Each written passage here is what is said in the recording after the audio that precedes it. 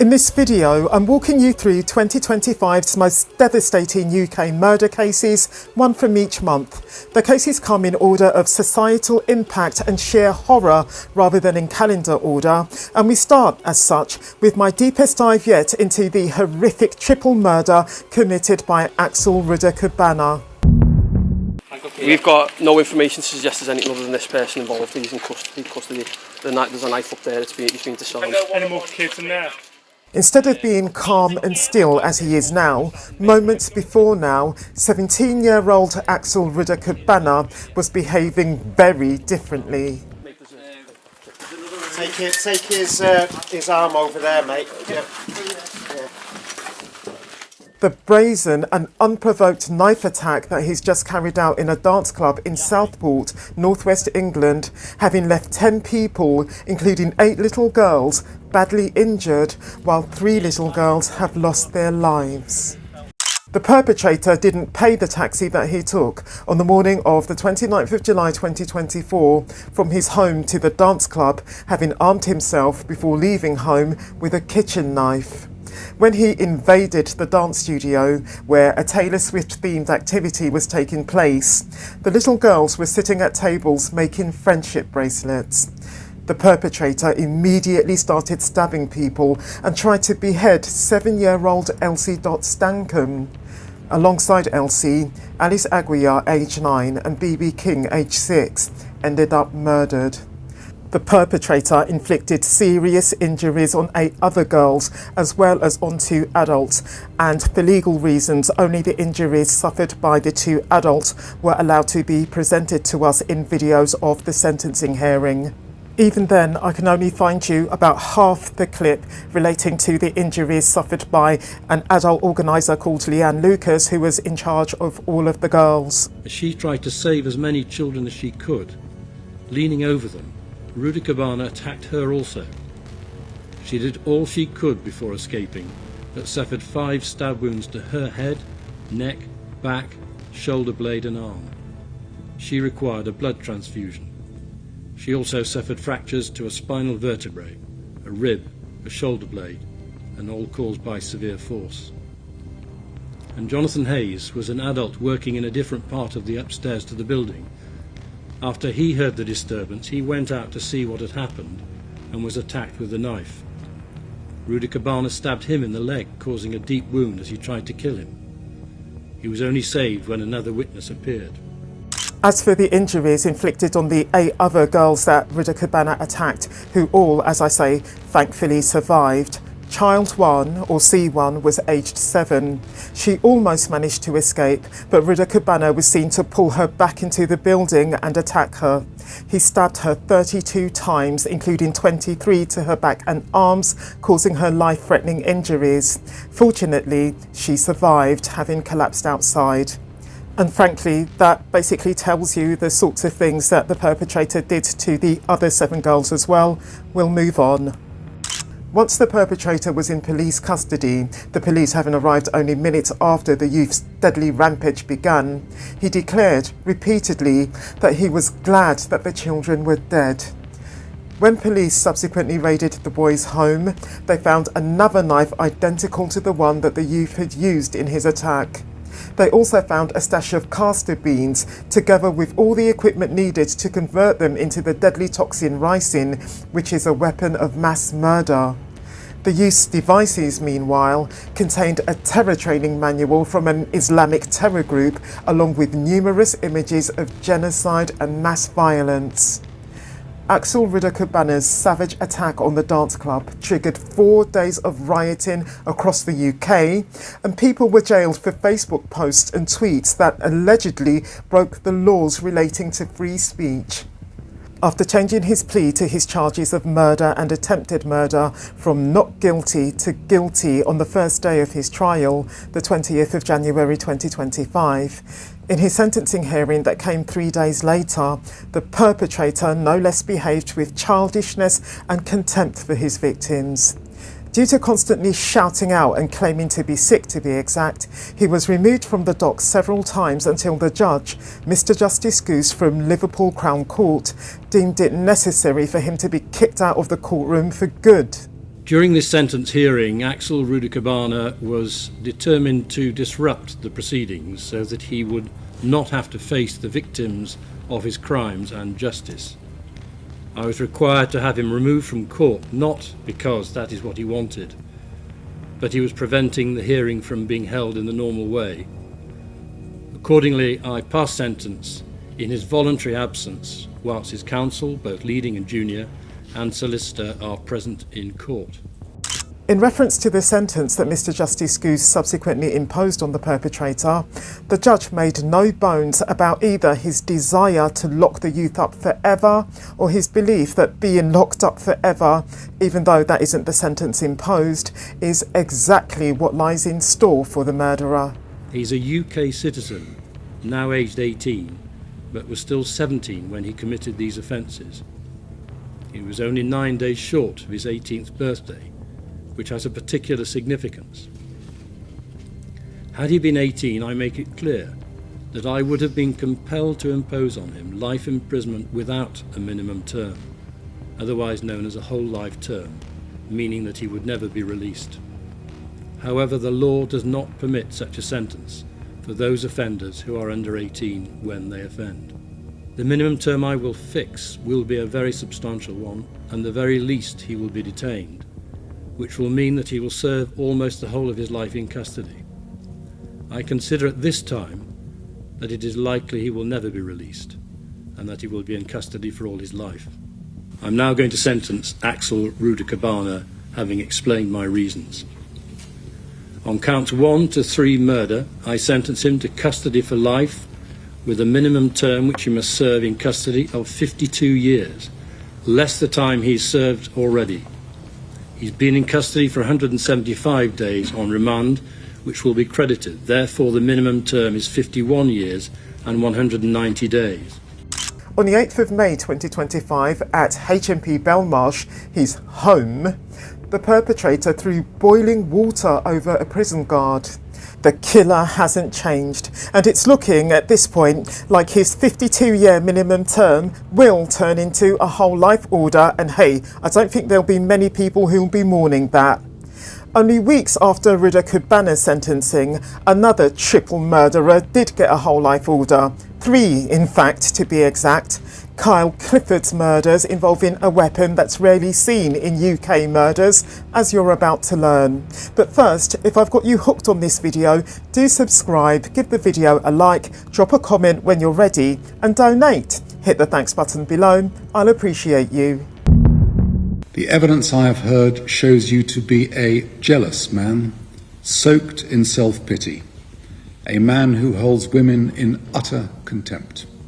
That's putting it mildly, Mr Justice Benethan. This is the judge who sentenced Kyle Clifford for the 3 horrendous murders that he committed on the 9th of July 2024, his sentencing having come in March 2025.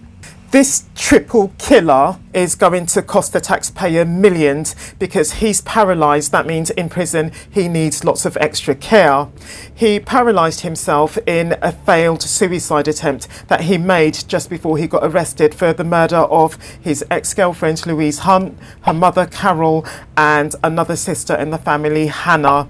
He committed those murders in the home of his ex-girlfriend on the 9th of July 2024. In addition, he raped Louise and held her captive for 2 hours before murdering her, and the judge of his trial said it must have become obvious to Louise in the course of her captivity that Clifford had already killed her mother. During his police interview, the perpetrator, of course, showed nothing other than cowardice in combination with contempt for his 3 victims. Do you accept, Kyle, that based on the evidence that this is a premeditated murder of 3 people? No comment. Do you accept that you have meticulously planned this murder from the moment that you split up Louise? No comment. From the moment that she sent you that text message at the end of June, you began to plan her murder? Yes? No comment. It's evident quite clearly from your purchase of the crossbow, from your purchase of the additional bolts, from the purchase of the gun and the knife in the 2 weeks leading up to the murders? Do you agree? Do you agree that it shows that you only had one thing in mind, and that planning began when you purchased these items? You purchased rope and you purchased duct tape in order to restrain Louise and Hannah and Carol, didn't you? 5-6 days before this happened, you make these significant purchases that really only have one plausible explanation, didn't you? The only plausible explanation is that they were purchased in order for you to carry out these murders. Do you agree? No comment. Clifford is in fact the second murderer in his family. His big brother, Bradley, is, as at the time of this recording, doing 23 years for murdering an 18-year-old man called Mohammed Khan for breaking the wing mirror of his Ford Mustang. A fanatic of graphically violent videos, after his brother's incarceration, Kyle Clifford joined the army, but please don't think for a minute that the man holds any level of either valour or devotion to his country. You have been referred to at times as a former soldier. In many cases, that would serve as significant mitigation.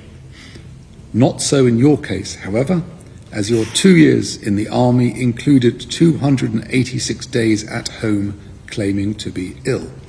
You never saw active service, and your utility to the armed forces can be gleaned in a parting comment from your commanding officer that, quote, his character is wholly unsuited to military employment, and he has no care nor concern beyond himself. The average prisoner cost the taxpayer around 55,000 quid a year. Given all his additional care needs and given how long his sentence is, Clifford, who was 26 when he was sentenced, stands, as I mentioned earlier, to cost the taxpayer an absolute fortune. This is no occasion to subject the family and friends of your victims to any delay or suspense. I therefore make clear at once that for each of these 3 murders, the sentence will be one of life imprisonment with a whole life order. That means a sentence from which you will never be released. Marcus Monzo, our next monster, committed his murder in broad daylight and, incredibly, went hunting for more victims even while the police were literally at his heels trying to pepper spray him. Mate, drop that now! Drop it! Drop it now! Drop it! This is drug-crazed 37-year-old Marcus Monzo ignoring orders from police to drop his samurai sword, with which he's just taken the life of a schoolboy. The sword is one of 2 that Monzo received on the 4th of April 2024, to the man's obvious delight and excitement. Freaking awesome, look at this. This is handmade in Japan. Took more than a month to reach me. When, on the morning of the 30th of April 2024, Monzo set off in his van for Hainault, East London, from his flat in Canning Town, also in East London, he had first strangled his pet cat and then both skinned and deboned it. On arriving in a quiet residential street in Hainault, Monzo drove into a man who was on his way to work, and then, on getting out of his van, he slashed the man's neck with his sword. The man, Donato Iwule, was luckily able to run away from his attacker, and, equally luckily, he survived. Daniel Anjorin, though, a 14-year-old schoolboy who had just set off for school, wasn't so lucky. The stab to his neck and the follow-up one to his chest that came once he fell to the ground, both stabs coming from Monzo, killing him. He just killed that boy. He just killed him. The police, who only had a sort of pepper spray to use on the sword-wielding madman, called for backup and gave chase, but ended up having an officer stabbed in the head, shoulder and arm, leaving her with severe and extensive injuries which have dramatically impacted her quality of life. Shockingly, even with the police at his heels, the perpetrator went in hunt of further victims, finding, as he soon did, an unlocked back door and entering the home into which it led. Henry Polania, the man who lived in the house, stopped Monzo's sword with his bare hands before it could reach his wife's neck, the spot that Monzo had ferociously swung it towards. When the couple's 4-year-old daughter entered her parents' bedroom and started crying, Monzo turned and fled, leaving the man of the house with heavily bleeding hands that required surgery. Back outside, a police officer took Monzo on with his baton, only for Monzo to stab him in the hand, leaving him with what would turn out to be an extremely serious and long-lasting injury. Monzo then made another run for it, but was eventually cornered, tasered and arrested. In court, he claimed that he couldn't remember what he did that day, while admitting to drinking hallucinogenic tea and smoking cannabis in the past. Having come from a relatively comfortable background over in Brazil, his family having subsequently immigrated to America, on moving over to London in 2013, Monzo developed schizotypal personality disorder, or SPD for short. Sufferers of this mental sickness both think and act very differently to most people, and will usually be aware, importantly, that taking drugs, for instance, can trigger their SPD to render them psychotic. Of all the drugs that he took for a whole decade before his acts of the 30th of April 2024, which included distinctly powerful hallucinogens, cannabis was, without question, the man's go-to illicit substance. He smoked substantial amounts of it every single day. The grief of Daniel Anjorin's family for their lost son, brother and grandson is raw and real. This has been a painful and deeply traumatic chapter in our lives. No verdict or sentence can bring back our son Daniel, who we loved so dearly, but we are grateful that justice has been served. Daniel was taken from us in a way that no family should ever have to endure. His life had so much potential ahead. He was gifted academically, was kind, and had a generous spirit that touched everyone who knew him. We carry that light with us, even in this dark time. On Friday the 27th of June at the Old Bailey, for the murder of Daniel Anjorin, along with offences of attempted murder and wounding with intent, Monzo got life with a minimum term of 40 years. The judge, Mr. Justice Benathan, commented that the perpetrator may well never be released. The life sentence I must impose for the murder of Daniel Anjorin will also have a minimum term that you must serve before the parole board can consider whether it's safe to release you on licence. They may decide that time will never come in your case. After butchering his girlfriend and leaving her dismembered head under her arm, our next murderer watched adult film after adult film while trying to score some more cocaine. Shortly after midnight on the 17th of November 2024, 27-year-old postman Ewan Methven from East Kilbride in Scotland stabbed his girlfriend, 21-year-old waitress Phoenix Spencer Horn, in the face 10 times.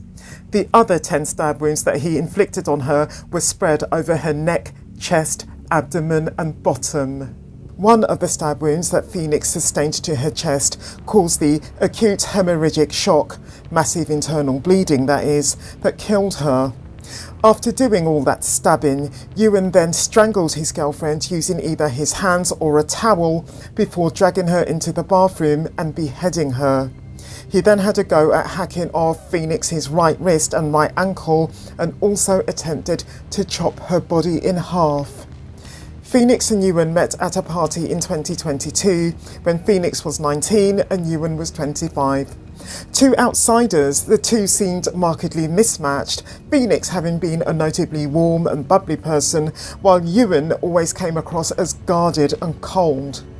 Phoenix, however, insisted to her friends that Ewan made her feel seen, understood and valued, and that the man was her natural soulmate.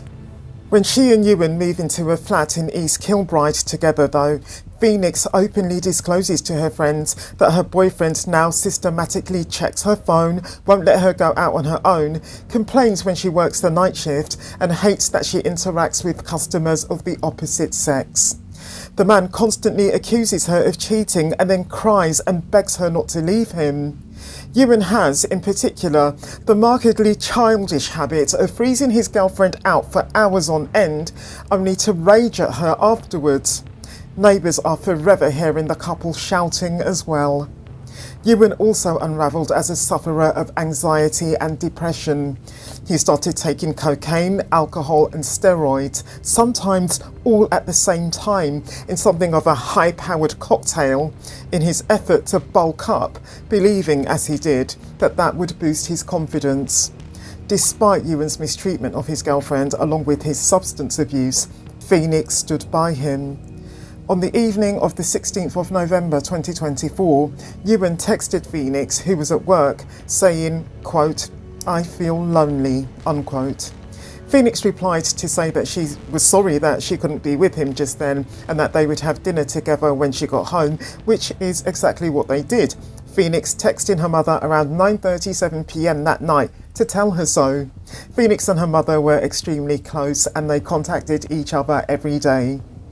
It's not clear what the inciting incident, if any, for Ewan's subsequent fatal attack on Phoenix was, but the perpetrator's act of murder, to remind you, came shortly after midnight on the 17th of November 2024. Straight after murdering Phoenix, Ewan not only texted around to find a cocaine dealer, but also made no fewer than 170 visits to adult sites. Later that morning, the antagonist also texted Phoenix's mother, pretending, of course, to be Phoenix, saying, "All good."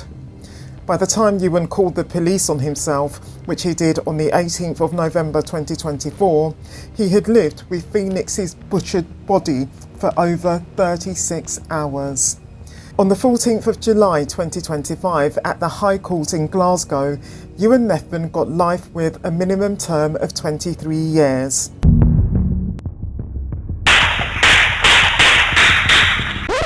The February 2024 murder of ex-prison officer Lenny Scott by repeat violent offender Elias Morgan was 4 years in the making.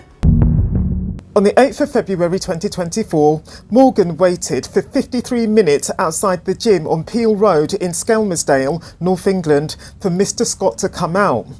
At 7:35 p.m, the moment when Mr. Scott duly emerged, Morgan, who was wearing an orange high-vis jacket, walked up to Mr. Scott, pointed his self-loading handgun at him and shot him all of 6 times at close range. Mr. Scott dropped dead. Morgan, meanwhile, promptly took flight in a van that he'd had dropped off for him nearby the night before.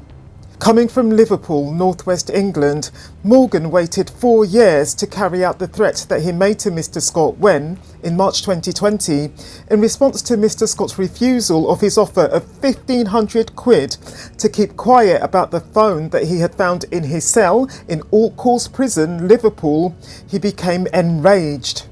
When Morgan executed Mr. Scott, he, Morgan, was 11 days away from his trial relating to the sexting that he'd done with a woman prison officer at All Course Prison years before, the which having come to light when Mr. Scott handed Morgan's phone over to investigators. On the 26th of March 2020, Lenny Scott was a prison officer in All Course Prison, Liverpool, whilst you, Elias Morgan, was serving a prison sentence. In the course of his duties, Lenny Scott seized a mobile phone from you, which it was illegal for you to possess and lawful for him to confiscate. Upon that phone there was evidence of further offending by you. Subsequently, you offered him money to dispose of the phone, which he refused, and then you threatened him. In chilling words of what was to follow, you threatened to kill him. You said, "I will bide my time," and you motioned with your hand, a firearm. Almost 4 years later, on the 8th of February 2024, and after careful planning, you waited for Lenny Scott outside Peel House in Skelmersdale. At 7:35 that evening, you walked up to him and you shot him with a handgun. You fired 6 shots at close range, all of which hit him. He died at the scene as you escaped. The shooting was captured on CCTV, which this court has observed during the trial. Whilst others may have assisted you, I am sure that you were the shooter. Elias Morgan, I'm sure that this murder was because the deceased was a prison officer carrying out his duty in 2020 when he lawfully seized your mobile phone. Whilst he was no longer a serving prison officer when you murdered him, he was when you decided that you would bide your time before doing so. I'm also sure that in your mind was revenge. You have been used to getting your own way by threats and violence, evidence of which was heard by the jury, so that when the deceased wouldn't do what you wanted, he was to be punished by you. Why did it take almost 4 years? It was because you told the deceased you would take your time. Also, you were about to face a trial arising from the evidence revealed by that mobile phone. This murder was, in my judgment, a carefully planned revenge killing of a prison officer. It was carried out when you were at liberty, and the deceased was no longer a serving prison officer. Those facts, of which I'm sure, raise this murder to a very high degree of particular seriousness. The preparation before and after the murder revealed the extent of the careful planning by you. It included the discovery of the movements of the deceased, where he lived with his partner and very young children, and which gym he used in Skelmersdale. Driving to those places during January, the month before the shooting, Lenny had actually reported being watched and was aware of his watcher's identity. Hello, may I please? Hi, I'm an officer at HMPL course. I've been informed that there's been a car set outside my house all weekend by a prisoner, and I believe it's there at the moment. Is there anyone at home who can confirm it? Confirm which, sorry? That the car's outside. Well, they're not aware, because I don't really want to alarm them, because it's You're going to have to get someone to look out to see if there's a car. Okay, well, they're not going to sit directly outside it because it's a prisoner threatening my family. Right, okay, so what's your name, please? Lenny Scott. Is that Lenny Scott? Yeah. Lenny, what's your date of birth, love? 15th to the 10th, 1990. And who's made the threat? Elias Morgan. He's described my family and me to a T. Described my house. He said he's had them there just ready for because it's over.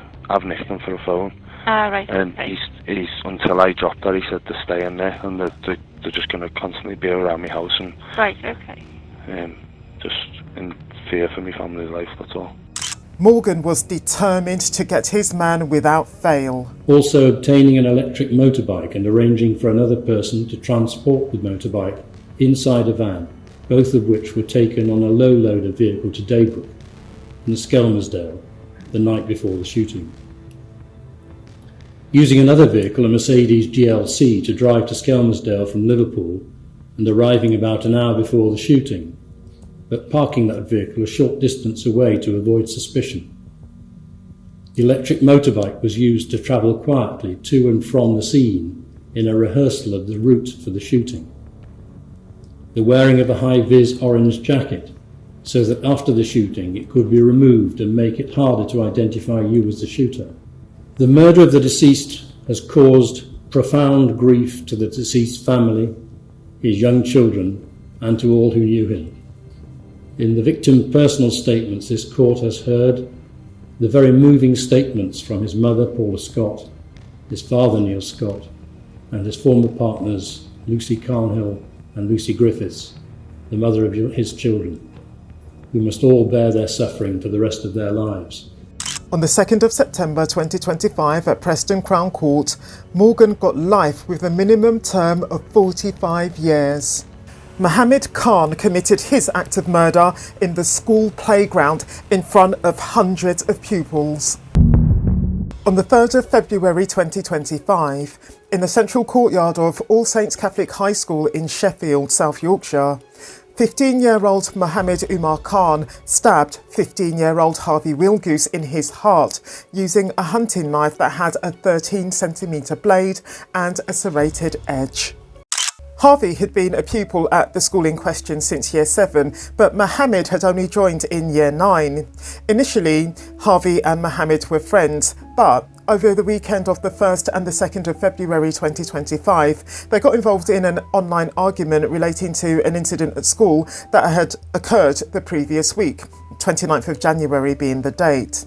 On that day, it had been necessary for staff to intervene in a dispute between two other boys in their year 10 this was, one of whom was Mohammed's friend.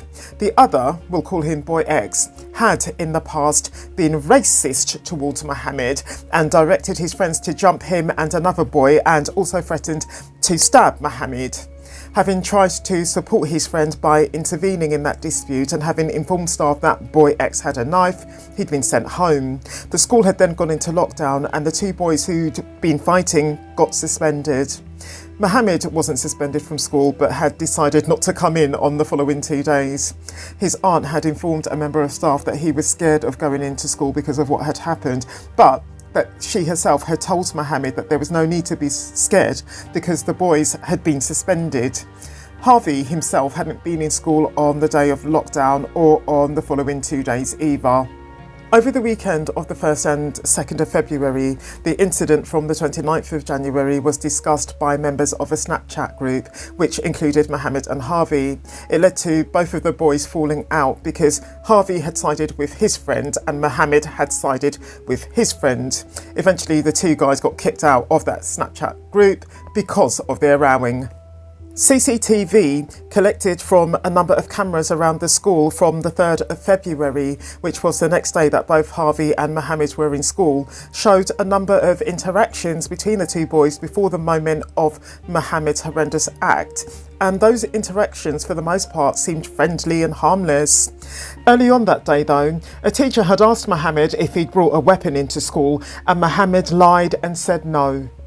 At lunchtime that day, which began at 10 minutes past 12, Mohammed went to the dining room and he hooked up with a mate of his, and they both saw Harvey making his way along the external footpath from a room called the Damascus Room to the courtyard.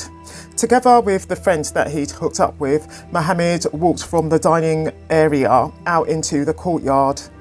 Harvey started walking towards Mohammed, and when he reached him, he put his hand on Mohammed's right arm and told him that if he was going to try anything on him, he would smash him all over.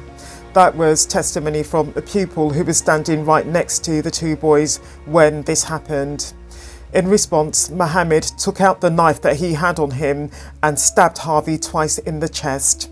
At trial, a doctor, Dr. Lum, a pathologist, explained that the falls that Mohammed had used had been so severe that he had cut through the full thickness of one of Harvey's ribs. After he was stabbed by Mohammed, Harvey backed away, only for Mohammed to advance towards him across the courtyard before going back to where he'd been standing before and then gesturing at Harvey and appearing to shout something. Harvey somehow managed to then run back towards Mohammed, but again, Mohammed just advanced towards Harvey and he was dancing on his feet, he was waving the knife, he was totally enjoying what he'd done and what he was still doing. Harvey again backed away, and 49 seconds approximately after he was stabbed, he finally collapsed to the ground. Minutes later, he was dead, despite the intervention of paramedics and ambulance having been duly called, as well as the police. On the 22nd of October 2025 at Sheffield Crown Court, for the murder of Harvey Wilgoose, Mohammed Khan got 16 years detention at His Majesty's pleasure, and that name is just what we call a life sentence given to someone who was aged under 18 at the time of their offence. Now, a horrific murder that sprang from a schoolboy prank, the vicious stabbing murder of David Eaton by his mate, Matthew Higgins. Matty, come here. What's happened? Come here a sec. At the moment, you're under arrest, alright? So we figure out what's going on. You're under arrest on suspicion of grievous bodily harm. What about the dog? We'll sort it, but you're secured at the moment. Is there anybody else in the house? No, he fell on a knife. Where? He actually fell on a knife. I wonder what will happen if the cause of the arrest changes from GBH, grievous bodily harm, to something more serious. The man whose arrest from the 28th of September 2024 we've just watched, 36-year-old Matthew Higgins, who comes from Northwich in Cheshire, stabbed his mate, 37-year-old David Eaton, to death in a fit of rage. The conflict between the two men stemmed back to the night before, when Higgins played a childish prank on David, shaving off one of his eyebrows while he was sleeping. The next day, a furious David punched and kicked at Higgins on a street in Northwich, but didn't actually cause Higgins any injuries. The two men later clashed again at Higgins' home in Brook Lane in Northwich, as David struck out at Higgins once again, but once again didn't cause him any injuries. Notwithstanding, Higgins responded by taking hold of a kitchen knife and stabbing his friend twice in the heart. There was also a 41-year-old woman at the property, and at the time that Higgins stabbed David, all three parties were drunk. We'll call the woman Linda. The judge of Higgins' trial, Judge Everett, said that David's attack on Higgins, quote, made you behave in a vengeful and vindictive way. You decided you were going to do something about it. You lured him into the hallway and then repeatedly stabbed him. Higgins left David on the floor as he went outside and told a neighbour, best ring an ambulance, I've just stabbed my mate. The court heard that he swore and said that David was, quote, doing my head in, unquote. There is some controversy, arguably, in Judge Everett's assessment that, quote, what he, David, did was wrong, but in part the pair of you brought this on by your childish behaviour, unquote. Who could blame David for being angry with Higgins for shaving his eyebrow off? And given that he didn't actually injure Higgins on either of the two occasions when he attacked him, it's outrageous to say that he's partly to blame for having been murdered. Police and paramedics attended the scene where they found Higgins with David inside the address, and Higgins was actually trying to give David first aid. Higgins told the police, though, as we've all heard, he fell on the knife. Officers and paramedics gave David first aid. However, despite their best efforts to save him, they sadly pronounced David dead shortly after 4 p.m. What's the drill, bud? So, mate. What's the drill? How's it going? Okay, so it's 16:04. Okay, you are further under arrest for murder. Okay, you do not have to say anything, but it may harm your defence if you do not mention one question. Murder. Something which you later rely on in court. Anything you do say he may be passed given away? evidence. Do you understand? Yeah, I understand. He's dead. So, murder. So he's dead. So, yes or no? I'm not going any further into it, but at this current moment, you're under arrest for murder. Okay. Alright. Sweet. Both Higgins and Linda were arrested on suspicion of murder. Higgins became aggressive while he was in custody and he headbutted an officer. Several officers were required to bring him under control. Linda was ultimately released with no further action against her, while Higgins was charged with murder and with assaulting an emergency worker, and he was charged on the 30th of September 2024. The man pleaded not guilty to murder but was found guilty of murder after his April 2025 trial. In a victim personal statement read to the court, Mr. Eaton's mother, Carol, said that her son had a drink problem and, quote, did not always make the best decisions, unquote, but she added that he was a kind and caring soul who helped others where possible. Regardless of the verdict, what happened has changed our lives forever. We've lost a son, a brother, a dad, a nephew, and nothing can change the devastation caused to our family. That was all a quotation. On the 15th of April 2025 at Chester Crown Court, Matthew Higgins got life with a minimum of 18 years. If you've ever wondered how someone can go from an upskirting offence to murder in less than 24 hours, watch this next case. I know, well, we're police, aren't we? I think that's pretty obvious who we are. We will. Put your hands behind your back. Put your hands behind your back, mate.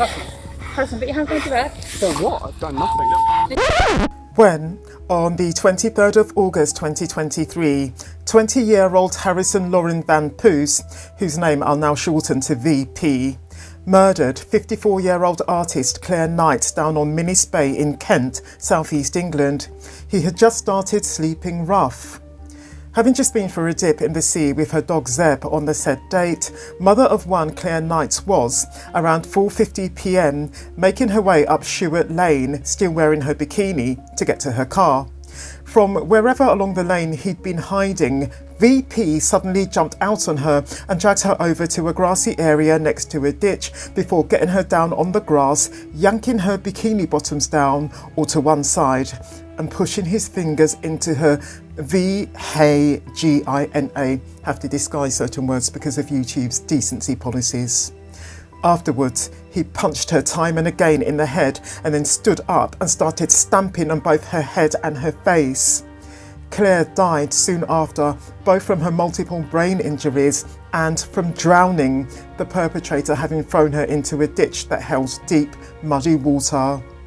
VP dumped Claire's backpack, earphones, hat and shorts in the same place.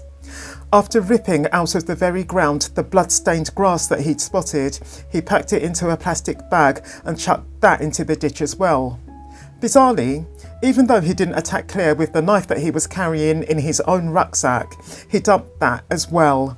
He then got Zeb, Claire's dog, to follow him away from the scene and to stay with him in the hours that followed, and that was just one of the things that linked him to Claire's disappearance. In the hours after his horrific acts, VP made phone calls and sent messages in a completely normal way. He loaded up a new bank card into Apple Pay on his phone, he made a trip to the shops, he chatted to passers-by, all as if he hadn't just taken an innocent woman's life in a markedly vicious way. VP was picked up by police near the beach at 8:30 p.m. that day when, having returned beforehand to his camp, because remember he'd started sleeping rough, and removed all his clothing including his underwear and changed into shorts, he was both topless and shoeless.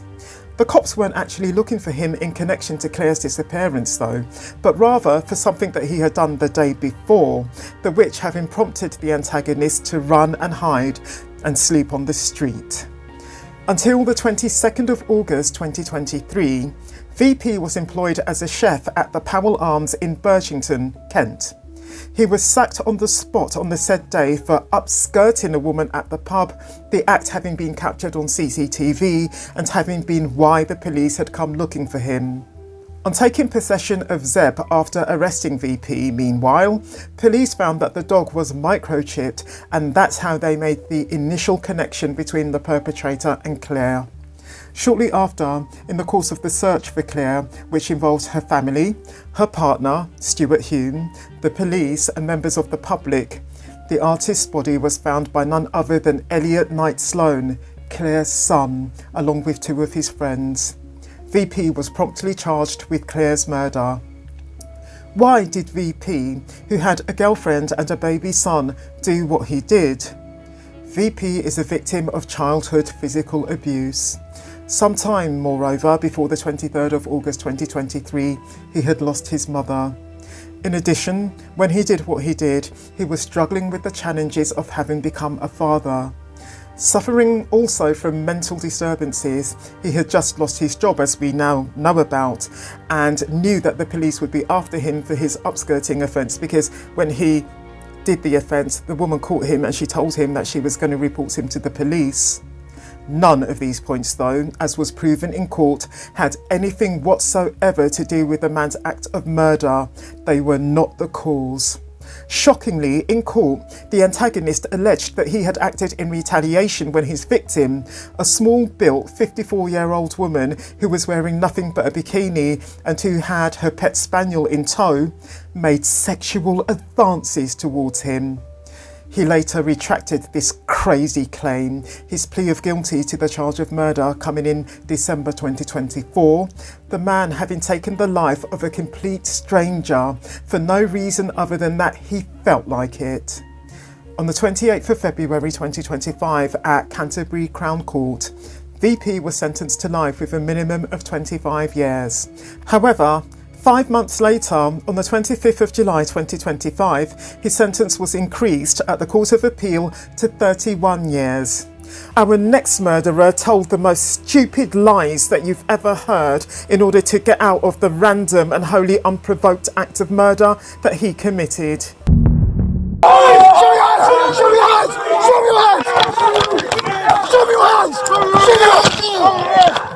I've got one hand. I've got the other. Yep. Get in cuffs. Let me know when you're all sorted. Get him in cuffs. Yeah, give me a set of cuffs, please. Yeah, cuffs. Cheers. Do the top one first. Take your time to let me know when you're all secure, alright? Gonna sit him up. Phil, do you want to sit up, mate? Wait for him to score. He'll score them.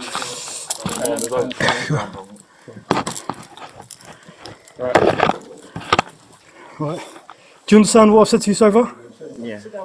On Sunday, the 25th of August 2024, 32-year-old Cher Maximilien, who was with her friend and her 3-year-old daughter on Goulburn Road, just off the Notting Hill Carnival parade route, was caught up in a fight involving multiple men.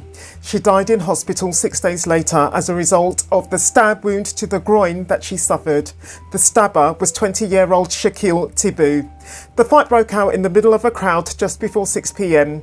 when Thibou repeatedly tried to stab a man called Ajay Isaac in the belly. Both he and his intended victim ended up falling onto people around them, one of which having been Cher. Mr. Isaac was able to get up and flee, but as Thibou himself got to his feet, he found Cher tugging at his coat and kicking out at him. In court, the judge agreed that Cher's acts were in defence of her toddler daughter.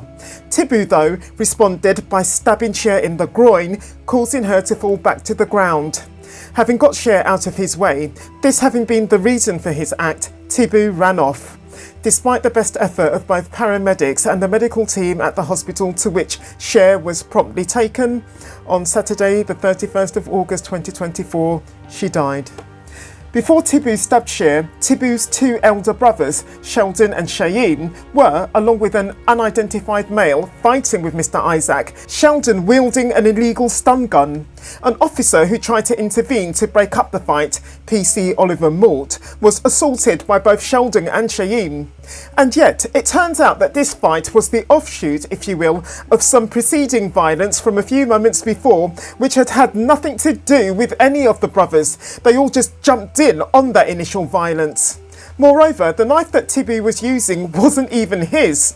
Having set out for Carnival unarmed, he had at some point somehow come into possession of the weapon, which police later found at his address. This shows a lack of premeditation on the perpetrator's part, but this is fully outweighed by the murderous intent that the youth demonstrated when, with the knife in his hand ready for use, he came towards Mr. Isaac and then fatally towards Cher. At the time of these 2 acts, Thibou was drunk and may also have been under the influence of weed. His argument communicated in court that he had acted in defence of Sheldon, who was, he said, being attacked by someone with a knife, meaning Mr. Isaac, was easily disproven, Sheldon himself having never made any such claim. Thibou was arrested in the early hours of Tuesday the 27th of August when police officers find him lying under a sleeping bag on the floor of his Hammersmith address. While they have since been convicted in relation to their own offences, Sheldon and Cheyenne have no involvement whatsoever with their kid brother's murderous acts. As for Shakeil Thibou himself, on the 16th of May 2025 at the Old Bailey, he got life with a minimum of 29 years. Our next murder case involves abuse of our asylum system and betrayal of our whole country. Late at night on the 20th of October 2024, mother of one, Rhiannon White, aged 27, had just reached Bescot Stadium Station in Walsall near Birmingham, West Midlands, having finished her shift at the nearby Park Inn Hotel, when a man jumped out on her and started viciously stabbing her with a screwdriver. The man stabbed Miss White no fewer than 23 times, 11 of which penetrated her skull, with one stab wound cutting through her brainstem. Minutes after the attack, Miss White was found slumped in a platform shelter by a member of railway staff. Miss White initially survived but never regained consciousness, and she died in hospital 3 days later. This act of murder from small-boat asylum-seeker Deng Chol Majek, a Sudanese national who was being accommodated at the hotel where Miss White worked, not only triggered national outrage and disgust when, in October 2025, the perpetrator was convicted, but also left us all confused. Majek, who denied his guilt from start to finish, but who was caught on camera stalking Miss White shortly before her murder and whose DNA was found at the scene, has never said why he did what he did. Majek arrived in the UK on a small boat on the 29th of July 2024. He was living at the Parkin Hotel, which was owned by Radisson, but was then being managed by Serco as an asylum hotel. On the said date, Miss White, who had worked at the hotel for 3 months, was on a late shift from 3 p.m. to 11 p.m. The court heard that earlier in the day, her co-workers noticed Majek staring at her and at other colleagues in a manner described by those colleagues as intimidating, scary and spooky. At the end of her shift, Miss White went outside for a vape before walking across the road to the station to catch a train home. Majek was seen on CCTV following her from a distance to the station and then following her over the bridge to platform 2. Miss White had called her friend Emma Cowley, who she had known since they were 5, while she was on her way to the station. During video evidence given to the court, Miss Cowley said she heard 2 terrified high-pitched screams and then a long breath before the phone went dead. The murder weapon, again a screwdriver, has never been found. Less than 90 minutes later, more footage showed Majek dancing at the hotel while emergency services were still working at the nearby scene trying to save Miss White's life. No remorse and no guilt from Majek, but instead jubilation and satisfaction. The man wasn't dancing though when the police came for him. Just leave him there for now. What's all this? Sorry? Don't touch anything. Don't touch nothing. So, who's this going to this? Peace. What's your name? What's it? Just a thing. Yeah. Try that.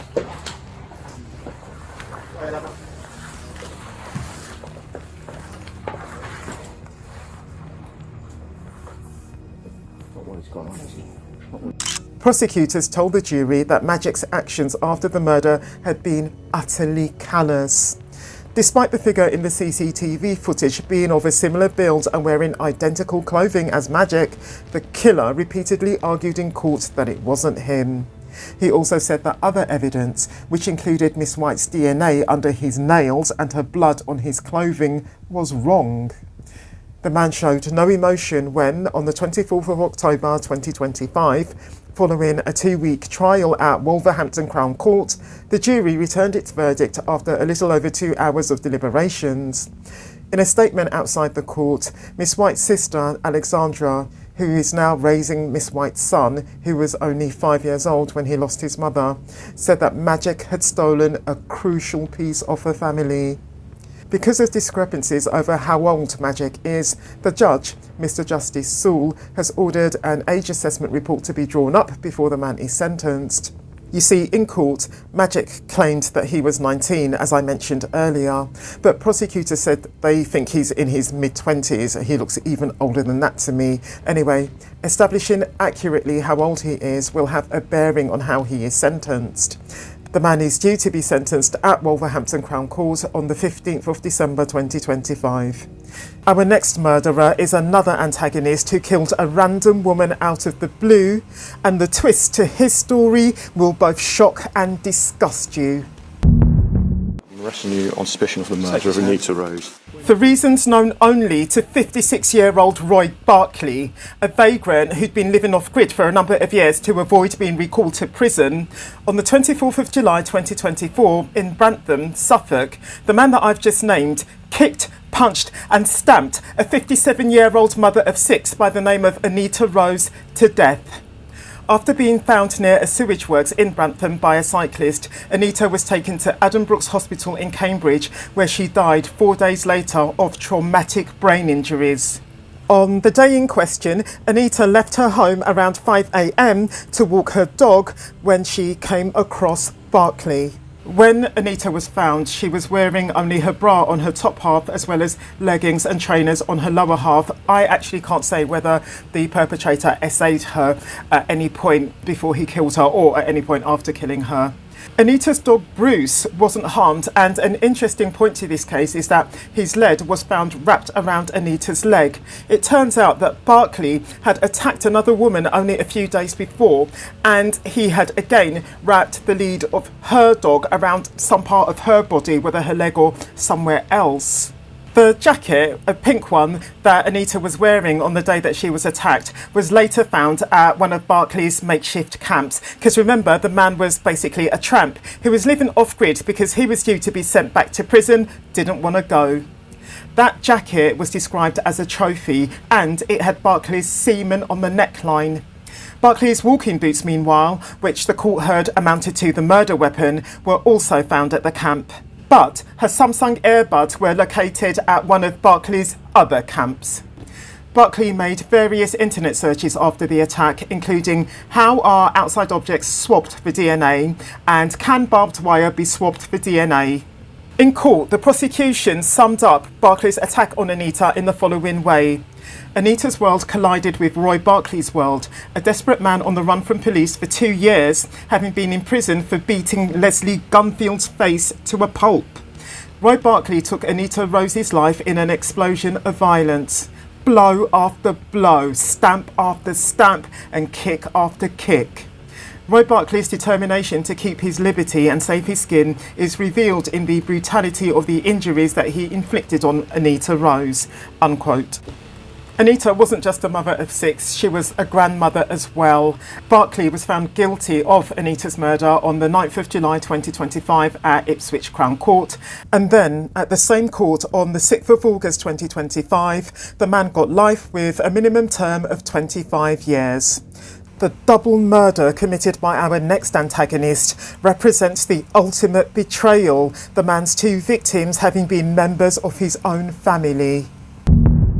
You hit her on the head with a hammer, doing so multiple times. You put down the hammer and took a knife from the kitchen and stabbed her 8 times. Chloe and Joshua Bashford, who came from New Haven, South England, were a happily married young couple with 4 children whose ages were 15, 12, 7 and 4. Chloe was 30 and Joshua was 33, meaning, of course, that Chloe became a mother at 15. Around 12:16 on the 9th of June 2023, someone in the family home whacked Chloe on the head several times with a hammer, and then, while she was no doubt incapacitated by the blows to her head, the attacker put the hammer down and took a knife from the kitchen and stabbed her 8 times, 5 times to her upper back and 3 times to her abdomen. 2 of the stab wounds penetrated to a depth of approximately 20 centimetres. Photographs of the room in which her body was found show extensive blood staining on the floor and furniture. The cause of Chloe's death was multiple stab wounds, which led to unsurvivable blood loss. Joshua arrived home from work a few minutes later at approximately 12:20 p.m. The same attacker chased him upstairs, slashing his back with a knife. Then, in the master bedroom, the attacker stabbed Joshua 4 times to the front of his body. 1 of the stab wounds penetrated to a depth of 12 centimetres. As Joshua was dying from the stab wounds, the attacker put the knife down, got a rope from somewhere and strangled the man to death. And indeed, the cause of Joshua's death was stab wounds and compression of the neck. The double murderer was Derek Martin, Chloe's 64-year-old stepdad, who had no previous history of violence. After the fatal attacks, the man cleaned up the knife and some of the bloodstains. He then went to pick up the younger children from school and told the older children to meet him at Costa Coffee. After buying all the children drinks, he took them to McDonald's for food before dropping them off at their grandmother's house, the house of his ex-wife. Their grandmother hadn't been expecting them. At approximately 6:50 p.m, Martin handed himself in at the police station. Why did Martin do what he did? Martin suffers from a recurrent depressive disorder stemming from his abusive childhood. He has a history of contact with mental health services, including hospitalisation, along with several serious attempts at suicide, the man having, additionally, been in and out of prison for much of his life, mainly for thieving. He had an arrangement with Chloe in which she was meant to pay him a certain amount of money every month, the which having triggered the argument between him and Chloe on the 9th of June 2023 that culminated in the perpetrator's double act of murder. At that point, you see, the perpetrator was in around £8,000 of debt, caused mainly by his gambling addiction. On the 6th of November 2025 at Brighton Crown Court, Derek Martin got life with a minimum term of 29 years, minus the 3 years that he'd been held on remand before then. He will be 93 if he lives that long before he can apply for parole. If this video has gripped you, I recommend you to watch this one next. I'll meet you there.